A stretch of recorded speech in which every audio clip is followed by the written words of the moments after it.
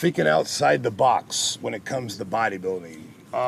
You know, when it comes to life, it's really important to think outside the box. And, you know, basically what I'm trying to say is an example.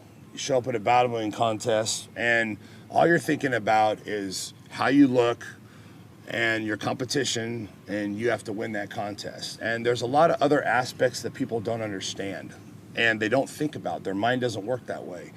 And, you know, there's some important things. And let me give you an example of things that help you in a bodybuilding contest that a lot of people aren't aware of. Now, every show has different lighting. Every show has a different stage setup. And these are things that you have to be aware of.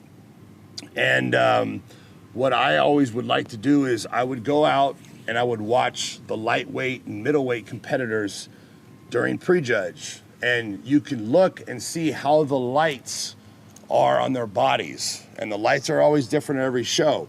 Now, how bright the lights are on the body determines how dark you need to be, how much oil you should put on your body. Also, where you stand on stage. There's places on the stage that aren't going to have as good a lighting as other places. And so that's something you should be aware of. So when you're on stage, you know not to stand here or not to stand there or try to stand more closer to this area because the lighting's better. These are all important factors. There are some shows where the lights are higher and other shows where the lights are lower. And what this determines is when you're standing on stage and you're standing in your front position, if the lights are above you, a lot of times the lights will shine down, and if you're at all leaning forward, you will shadow your quads and abs. Therefore, you have to lean back slightly so the lights are showing your quads and abs. Now, if the lights are further back, see what I'm saying? So these are all important factors. When you're doing a back double bicep and you arch really big, your back is going to shadow your hamstring and glute. So therefore, your definition of your hamstring and glutes aren't going to show if you're arching back too far.